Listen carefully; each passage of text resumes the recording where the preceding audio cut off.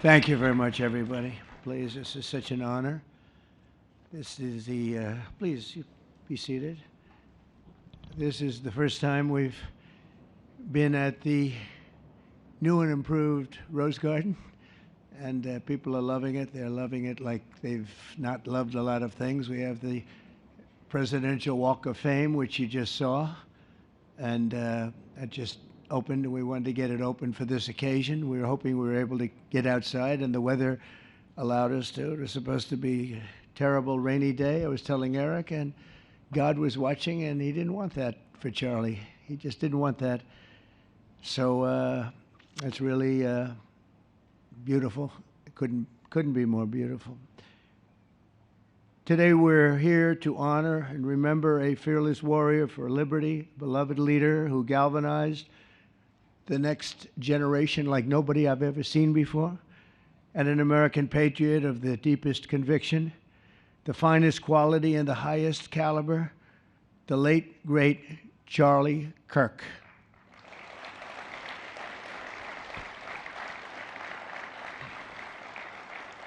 Five weeks ago, our nation was robbed of this extraordinary champion. He was a champion in every way. I got to know him so well.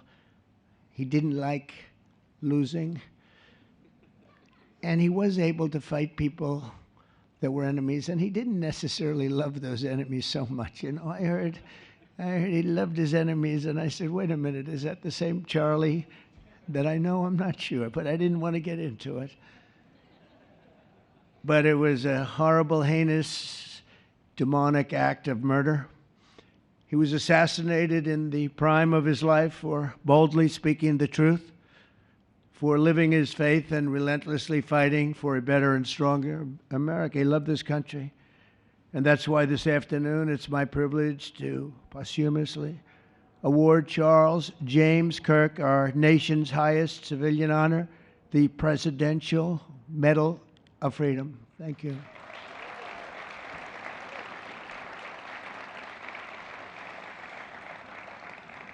As you know, only hours ago, I returned from a very historic trip to secure peace in the Middle East. People said that couldn't be done. Charlie felt it could be done.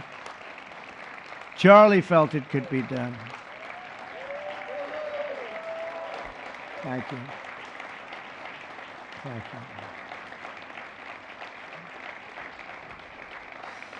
Thank you very much. But I raced back halfway around the globe. I was going to call Erica and say, Erica, could you maybe move it to Friday? And I didn't have the courage to call. But you know why I didn't call? Because I heard today was Charlie's birthday. And I said, you know, that was a definite. And I said, we're going to have to forget about some of those very big, very rich countries that expected me to be there. And I can tell you, based on the length of that flight, I wouldn't want to go back tomorrow. But I would not have missed this moment for anything in the world. Nothing. And it's a very important time for our country, and our country is doing so well. It's never done better. We are a country with almost now $18 trillion of investment coming in. Nobody's ever seen anything like that. Previous administration had less than $1 trillion for 4 years. We have more than 18, it'll be much more than 20 by the time the year, more than $20 trillion. There's never been a country in the world that had anything like that. What's happened to our country is incredible in a short period of time. Charlie was a big person for, sir, can we close up those borders, please, a little bit? You know, they're really leaking badly. I said, Charlie, I haven't gotten there yet. But, you know, it came out last 4 months. Literally nobody was allowed into our country. And the only people that were allowed in were people that came in legally. The borders are absolutely stone cold closed. And they reported 0, 0, 0, and 0, so that's pretty good. But he was a big believer. He wanted people in the country more than I did, frankly. He wanted them to come in legally, and he got his wish. October 14th is Charlie's birthday, and he should have been turning 32 years old. I tell you, when I first met him, he was like 22, and I said, boy, he's awfully young, but I thought he was older than that, you know. He looked a little bit older than his age. That's okay, you know. That's not good when you're old, but when you're young, it's great. He had the best of all things, but he was special. But instead, Charlie is attaining a far more important milestone. We're entering his name forever into the eternal roster of true American heroes. He's a true American hero, an amazing person, way, way beyond his years. And I'm honored to be joined by a woman who has endured unspeakable hardship with unbelievable strength, and that's Charlie's widow, Erica. And I just want to thank you, Erica. He loved you so much. I was with him. Oh, please. Thank you, darling. Thank you. I was with him before I met Erica, and he told me he was going to get married. He said, "You won't believe how beautiful she is." I said, "Well, then now that I meet her," he's right. But then he also said, "And you know what? She's like the smartest person I know." See, they do go together on occasion. Not often. Not often. But on occasion they go together. But he was in love with you. He was deeply in love with you. It's great. Erica, your love and courage have been an inspiration to all of us, and we will always be here for you, and we're always going to be here for your gorgeous, beautiful children. And we'll never forget what your family has sacrificed for our country. Man loved our country. When things were going badly for our country, he was so, as you know, angry. He would get angry because he said it doesn't have to be that way.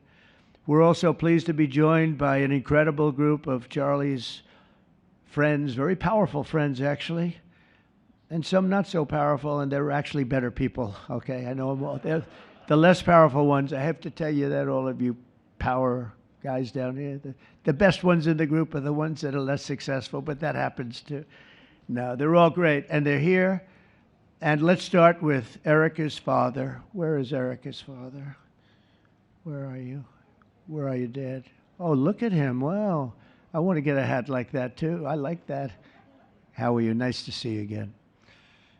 Thanks as well to Vice President J.D. Vance, who's been fantastic. J.D., thank you very much. Great. Doing a great job. Did a great job on Sunday with George Slopadopoulos. I thought put him away pretty good. Second lady, who's a phenomenal woman, Usha Vance. Thank you very much, Usha. Thank you very much. Great woman. President of Argentina. He wanted to be here. That's Argentina's a serious flight, right?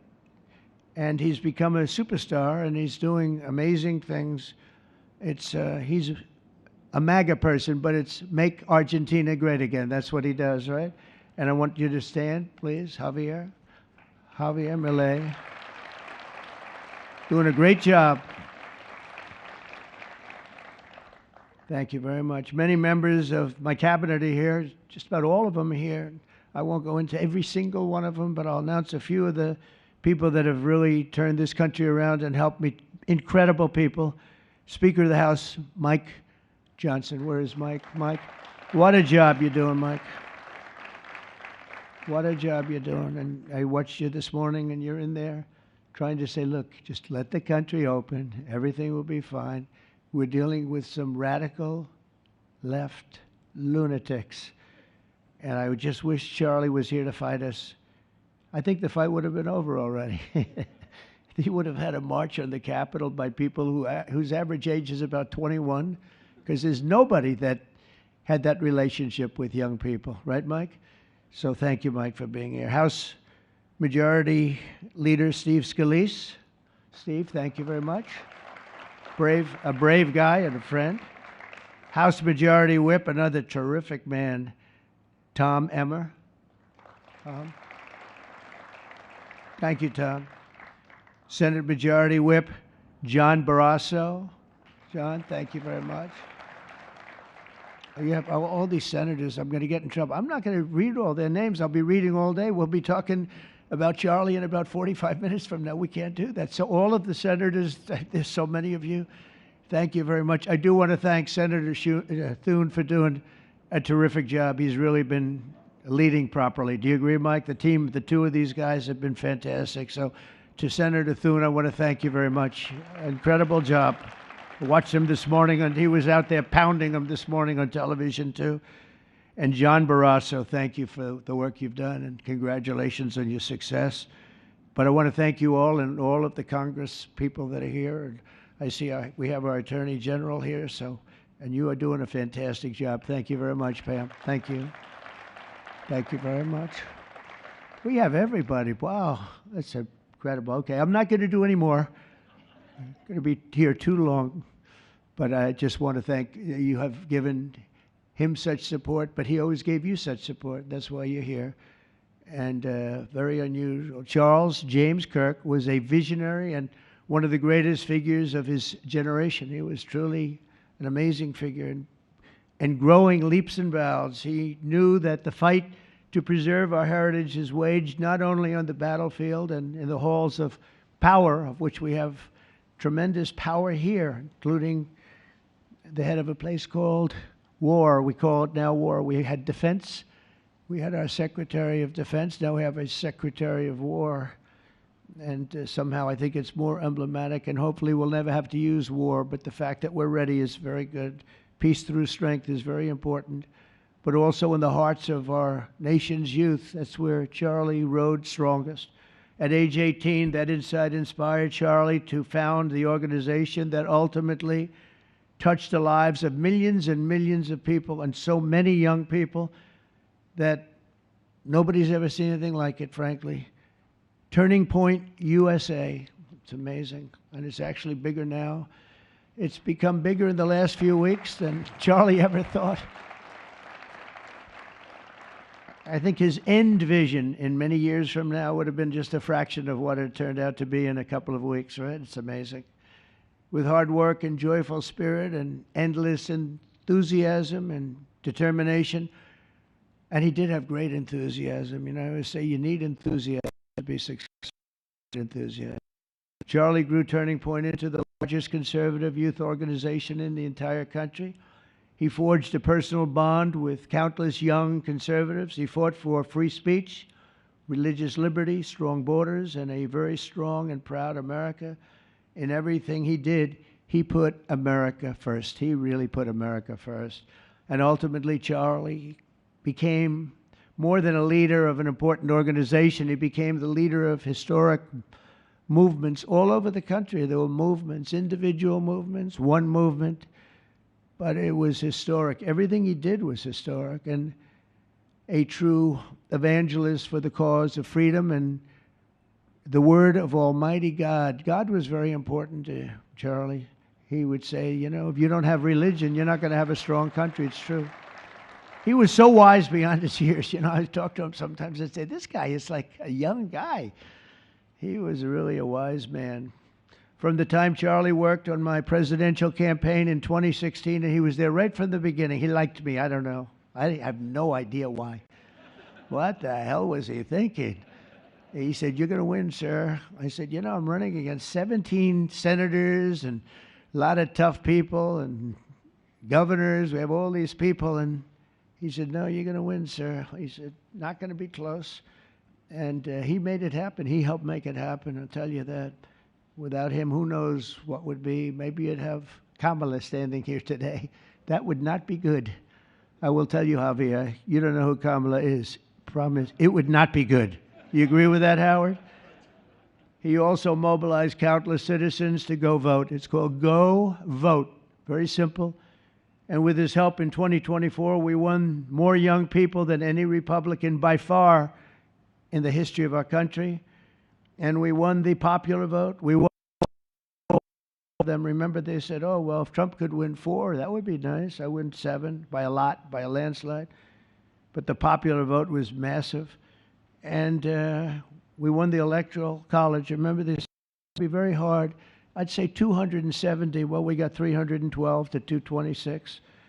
And then we won something called districts and councils and different things. But in one case, we won 2,750 to 525.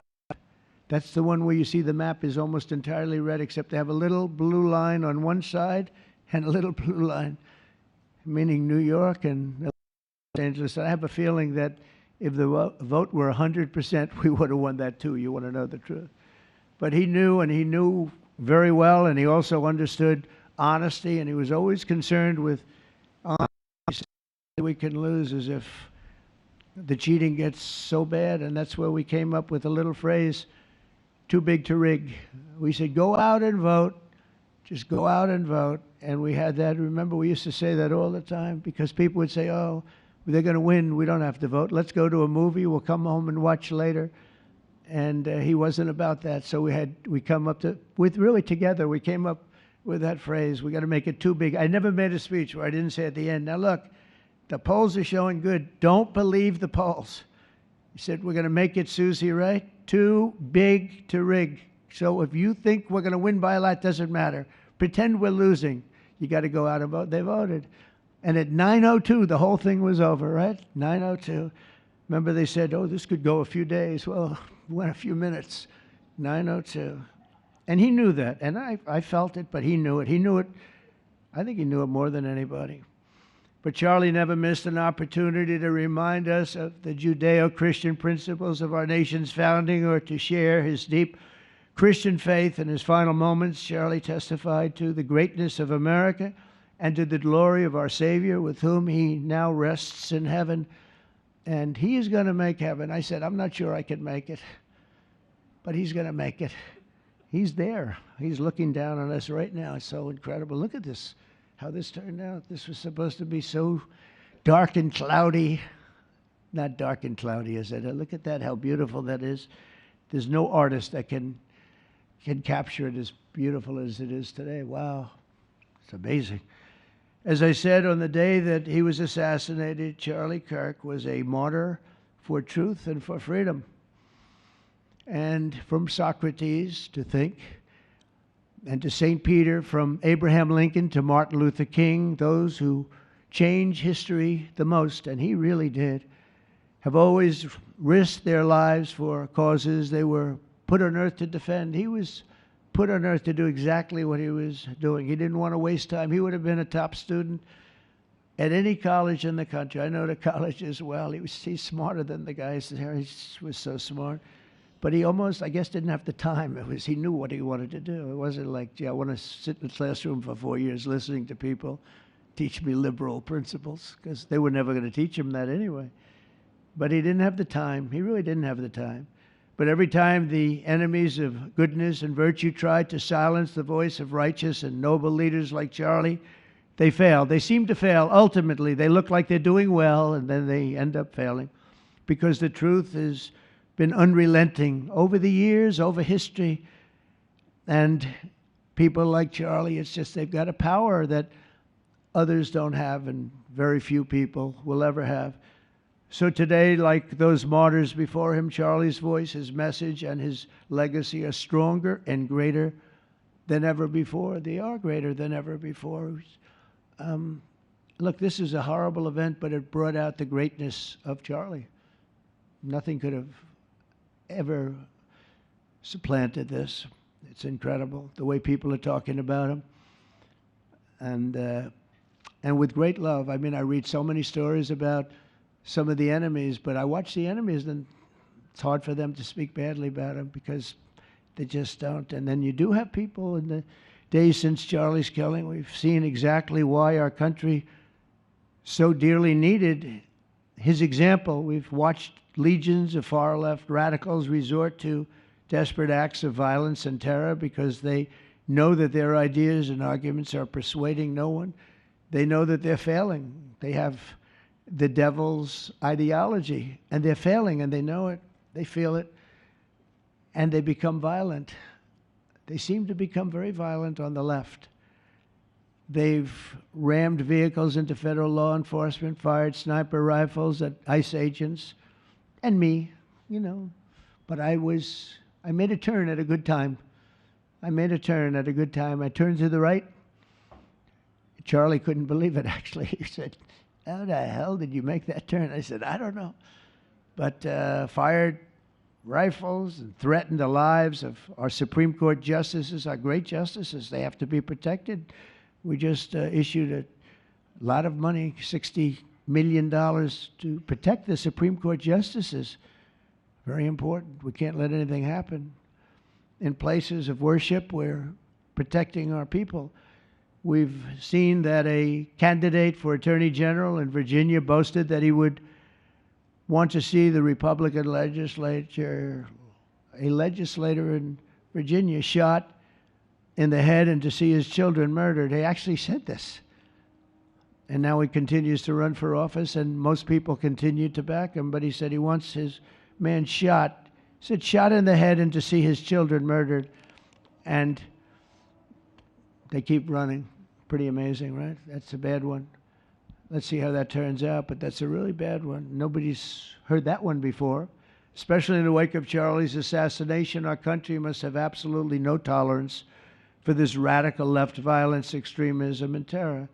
We're done with the angry mobs, and we're not going to let our cities be unsafe. We're going to make sure our cities are safe. When you have Chicago, where they had 4,000 people murdered over a very short period of time, 4,000 people, and then we have a governor stand up and say, oh, things are going swimmingly. No, they're not.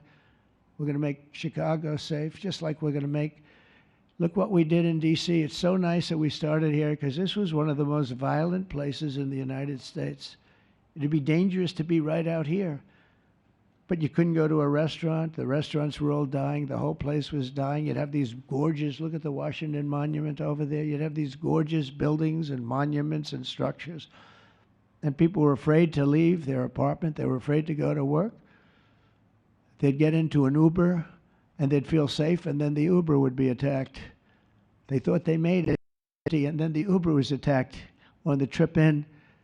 But we've done a great job, and now it's considered a totally safe city. We haven't had problems. It took us 12 days to make it great. We took out, Pam, 1,700 hard criminals, career criminals in many cases, but these are hardened criminals. Many of them came in through the Biden open borders. We brought them back to the countries. And a couple were so violent that we put them in jail. We don't want to take a chance that they could get back in, because no matter how good we do, somebody can sneak in. They were so violent and so bad. One arrested 28 times. Every time he left prison, he'd get into a violent incident. 28 times. And we put him away for a long time. But we're done with the angry mobs. We're done with it. This is such an unbelievable place right now. You take a look where you can walk down the middle of the street with your wife or your husband. Your children can walk. They can walk alone. It doesn't matter. They can walk anywhere in Washington, and they're safe now. If this were a year ago, they'd have a serious chance of being badly hurt, even killed. They'd come in from Indiana, they'd come in from Iowa, they'd come from Florida to see their nation's capital, and somebody would have to call the parents, I'm sorry, but your son or your daughter's been killed. Not anymore. You hear those sirens going off? That's good. That's a good sound. That means they either got the bad guy or they're going to stop the bad guy. You didn't hear that sound because nobody wanted to do anything. Nobody. Listen to the beauty of that sound. Seriously. And that's the real deal sirens. They're not politically correct sirens. You hear them, they're about 3 miles away.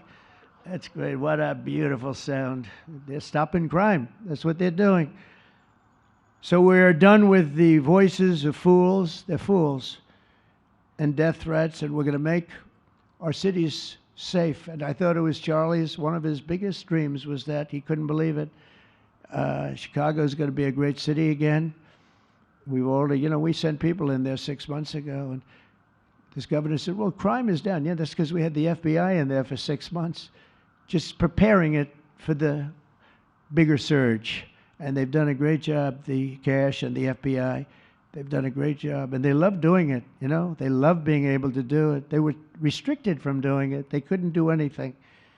And now they're totally unrestricted. All they have to do is stop crime, and they're doing it. By the way, Memphis, as you know, you heard they went in about a week ago, one of the most dangerous places in the country, really in the world. It's not just the country. They have very few cities that would compare to some of these cities. You go to Afghanistan, you say, oh, that's unsafe. Well, The crime numbers are much better than the crime numbers in places that we have. So Memphis, I understand, is doing unbelievably in 1 week. It's like a different place. And this took 12 days, and then after that, we just perfected it. But after 12 days, we had good safety here. After 1 month, it's like, it's really amazing. And by the way, restaurants are booming. Restaurants are opening up. The big problem we have, you can't get into a restaurant in D.C. anymore. So they're opening up. It's a beautiful thing to see. It's called safety. It's called law enforcement and letting them do their job. And that's why I said last month that I have directed the Attorney General and the Department of Homeland Security to confront the very real threat of left-wing terrorism in our country. It's a real threat. Not when you confront it, it's not, because they're not brave people. In fact, they're cowards. When you confront them, they immediately fold. You have to see them fold. You have to see them crying. They fold. But it includes dismantling the networks that fund them and finance them, and we're finding out who those networks are. We already know quite a few of them. When you see these violent incidents and then you see people holding this gorgeous sign with beautiful wood, beautiful cardboard, wood, everything's perfect paint job, and they're all the same. There are thousands of them. You know that they weren't made in the basement out of love. They were made by anarchists, and in some cases wealthy. I'll probably find some of my nice friends that are up there being so nice to me, especially lately. They're being very nice. But it surprises you who they may be, and you almost wonder why would they do it? But they're hurting our country, and we're really taking it back one by one. If we didn't go into Los Angeles early on in the administration, the commissioner, the chief of police, Los Angeles, said if they didn't go in, we would have lost our city. Now, they already lost 25,000 houses to fire because they wouldn't let the water come in from the Pacific Northwest, which they should have done. I said, you better do it. They didn't do it, and we had 25,000 homes where they had no water in their sprinklers, they had no water in the fire hydrants. It would have been a different kind of a thing if they did what they were supposed to do. We had to break in. We broke in and had the water come down. They said for the environment, great, they lost 25,000 houses. It's incredible. But the commissioner said without the federal government and President Trump's intervention, we would have lost the entire city. And we have the Olympics going there soon. I got the Olympics. We have the Olympics. We have the World Cup. And we have, most importantly, we have the 250th anniversary of our country. That's going to be most important. And all of these things are happening. And we're going to have safe cities. We're going to have very, very safe cities. So 1 month after Charlie's death, we still feel the terrible shock and the pain of his loss, like just about nobody I can think of. Charlie Kirk was one of a kind. He was unstoppable. And he really was. Boy, when he had an idea in his head, he would call me, sir, please, you haven't done it yet. I said, Charlie, relax. Just relax. He didn't relax. He'd call me the next day again. It got it done. But he was like indomitable and always will be. He's really irreplaceable. Nobody can replace him. But they're going to do great. But you can't replace that kind of person and that kind of talent, frankly. The word talent is an important word, but that kind of talent. So we hold his memory in our hearts forever. Every single day of this administration, we will continue to carry out the mission for which he lived, and he really did. He lived for this country. He lived for his wife and his family, but he lived for this country too. In Charlie's honor, we will continue like we have been to fight, and to win. We're going to win so much.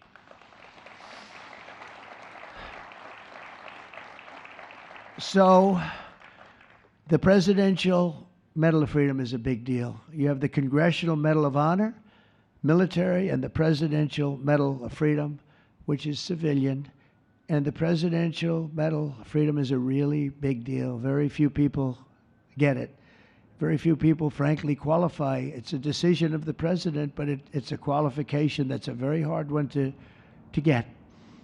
And I would like to ask, if I might, the military aide to read Charles James Kirk's citation for the Presidential Medal of Freedom. Thank you very much. Thank you.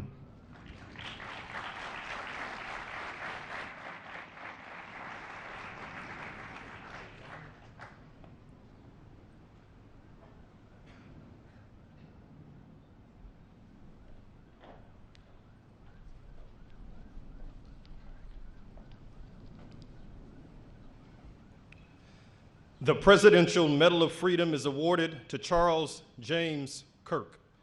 Accepting on behalf of Charlie is his wife, Mrs. Erica Kirk. Charlie Kirk was one of the most influential American political figures of his generation. At just 18 years old, he founded Turning Point USA and grew it into the largest conservative youth organization in the nation. For over a decade, he tirelessly traveled the country leading a movement to restore respect for our founding principles, reawaken our national identity, and inspire a renewed spirit of religious devotion. He was one of the great debaters and communicators of his time. Despite receiving repeated threats, he remained undeterred and modeled courage, logic, humor, and grace to the next generation. On September 10th, 2025, at age 31, Charlie Kirk was assassinated while addressing a group of students. The United States honors him as a martyr for truth and freedom.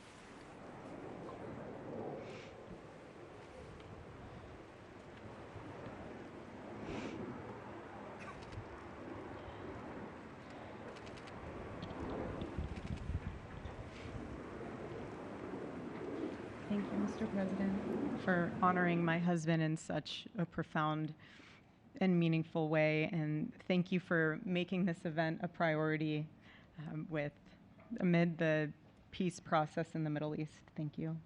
Very grateful. Charlie always admired your commitment to freedom, and that's something that both of you shared. So thank you.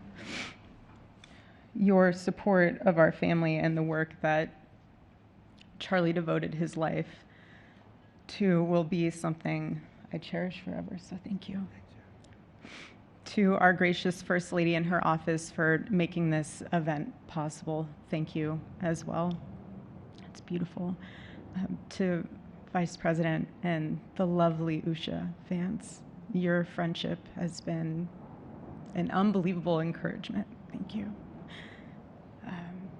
And to all our friends and family that are here and watching from all around the world, thank you for loving us. Thank you for praying for us and for believing in what Charlie believed in.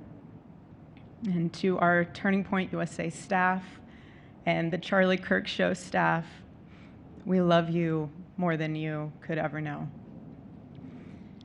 And to the Turning Point USA chapters that are watching all across America right now, you are the heartbeat of this future and of this movement.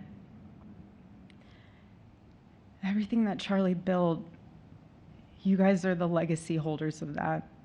You are living proof that his mission did not die with him. It lives through you. And Charlie always said the next generation will decide whether freedom endures. And because of you, I know that freedom will endure. It will. And today we're gathered not only to celebrate Charlie's birthday, but to honor a truth that he gave his entire life to defend, and that's freedom. The very existence of the Presidential Medal of Freedom reminds us that the national interest of the United States has always been freedom. Our founders etched it into the preamble of our Constitution, and those words are not relics on parchment. They are a living covenant. The blessings of liberty are not man's invention, they are God's endowment. Charlie lived for those blessings, not as abstract words, but as sacred promises. He used to love to journal about this topic all the time, and with such a heart postured of gratitude. And he believed that liberty was both a right and a responsibility. And he used to say, freedom is the ability to do what is right without fear. And that's how he lived. He was free from fear. He was free from compromise, free from anything that could enslave his soul. His name, Charles, literally means free man. And that's exactly who my husband was. He was a free man. And from the time I met him, sitting across from him, being interviewed on politics and philosophy and theology, anything that Charlie loved, any topic he loved, and I just saw the fire in his soul, and there was this divine restlessness within him that came from knowing God placed him on this earth to protect something very, very sacred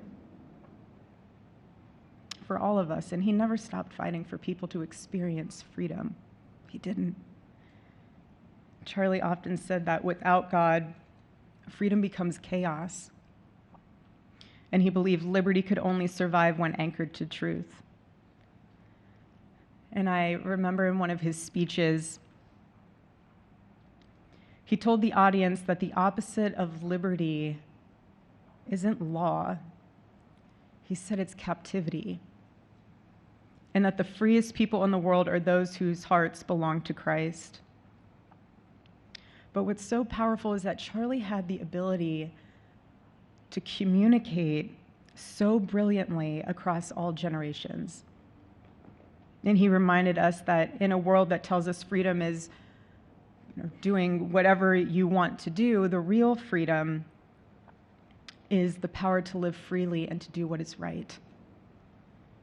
And in one of his journal entries, he wrote that he wanted everyone to know that you can't have liberty without moral responsibility. Freedom divorced from faith eventually just destroys itself.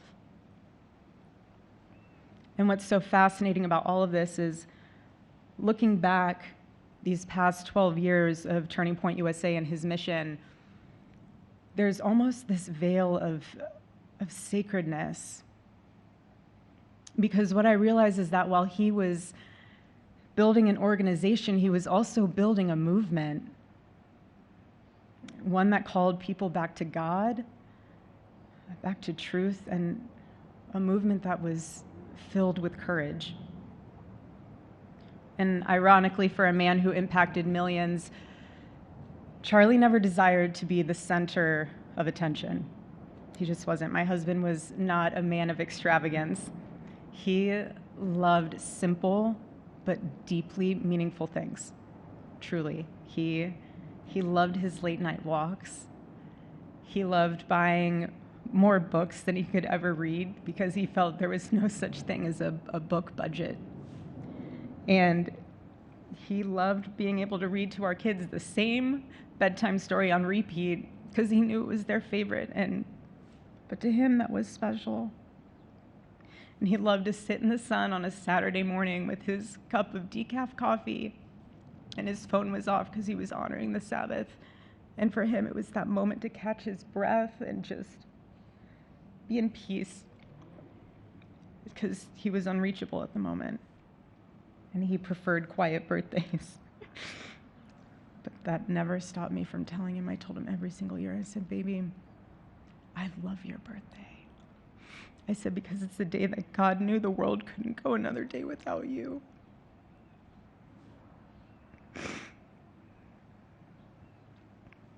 And so the rhythm of our usual birthday celebration for him was mint ice cream, mint chocolate chip ice cream. He only had it twice a year, on his birthday and 4th of July. It's just, and then after that, it was back to work as usual. But last year, his one birthday wish was to see the Oregon Ducks play the Ohio State. And they won. Oregon won that night. And it was by far one of the most memorable nights of his birthday experience of his life until today. And so, honestly, President Trump, I have spent 7.5 years trying to find the perfect birthday gift for Charlie. And it's so difficult. And those of you that have spouses or loved ones, you know how difficult it is sometimes to buy a gift for someone that you love, because he wasn't a materialistic man, so that also did not help. But now I can say with confidence, Mr. President, that you have given him the best birthday gift he could ever have. Thank you.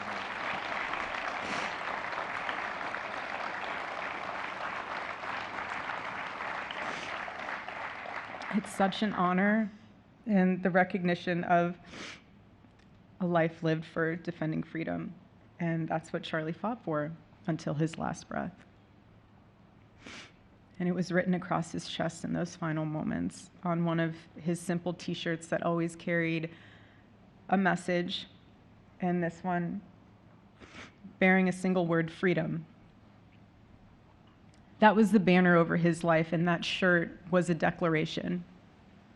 The same declaration he made in every speech, every campus visit, every time he shared the gospel at a church, every sleepless night that he would spend praying for the youth of this nation and planning for the future of our country, and just impressing upon them that when we defend liberty, we defend the soul of our nation.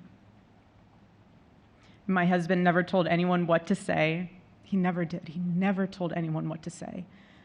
He would just encourage them to think. He would encourage them to think outside of the traditional political labels. He would want them to think in a way that was anchored in wisdom and truth. But he would never tell anyone what to say. Charlie wasn't content to simply admire freedom. He wanted to multiply it. He wanted to multiply freedom. He wanted young people to taste it and to understand it and defend it. He wanted them to see that liberty isn't self-indulgence, it's self-governance under God. He wanted them to see that. And every day I'd see him getting ready for work. He'd put on his cross necklace, he'd put his ring on his finger. And the boldness in his demeanor was always fearlessness. He wasn't afraid. He was never afraid. In his daily actions, whether in office or on campus or at a church, it was always without fear. That was his creed. That is how he lived out every single day. He didn't fear being slandered. He did not. He didn't fear losing friends, I can tell you that. He didn't. He didn't care. He stood for truth and stood for freedom, and he did not, everything else was just noise to him. And it's because his confidence in Christ was absolute. That's why. There was no limit to what he would have sacrificed to defend freedom for all. And if the moment had come, he probably would have run for president, but not out of ambition. He would only have done it if that was something that he believed that his country needed from a servant's heart standpoint. And Charlie lived only 31 short years. No, he's 32, but on this side of heaven, but he lived. He lived every single second he lived. He filled every single day with purpose, and he fought for truth when it was unpopular. And he stood for God when it was costly, but that's what we're called to do. Surprisingly enough, he did pray for his enemies, which is very hard, but he did. He did. He did. No one else, I mean, I saw him do it. No, he never did it in front of anyone else, but I can attest to that. But he also loved people when it was inconvenient. And he ran his race with endurance, and he kept the faith. And now he wears the crown of a righteous martyr. And for me and for our children, the truth really steadies our grief, because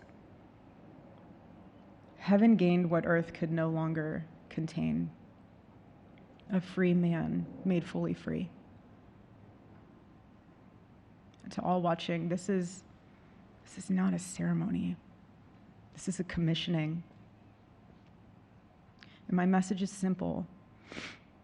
I want you to be the embodiment of this medal.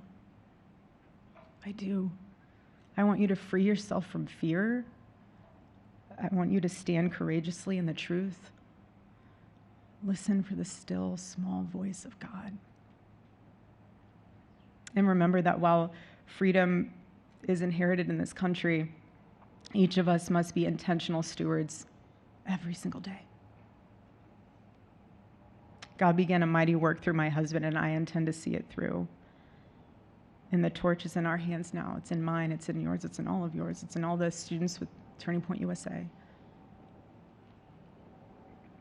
And before I close, I'll share with you that I asked our daughter what she would like to say to Daddy for his birthday. Excuse me.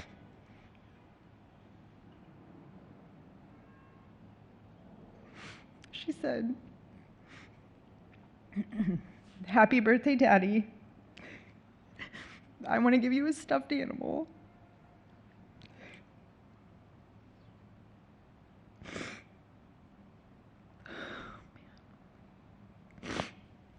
I want you to eat a cupcake with ice cream, and I want you to go have a birthday surprise. I love you," is what she said. And while our son is precious, he can't yet speak, in classic Kirk family fashion, his actions spoke louder than his words, and his gift to you, Charlie, and myself for that matter, was deciding to become the man of the house and be fully potty trained at 16 months. But Charlie, baby, I know that you're celebrating in heaven today, but gosh, I miss you. We miss you. And we love you, and we promise we'll make you proud. And Charlie's life was proof that freedom is not a theory, it's a testimony. He showed us that liberty begins not in the halls of power, but in the man of a heart surrendered to God.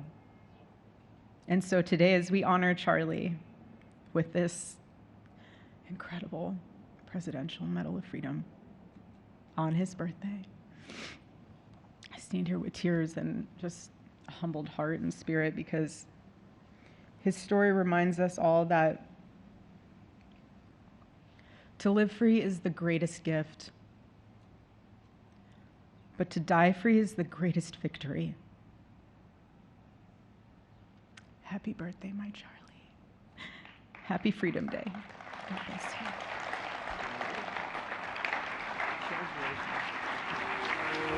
you.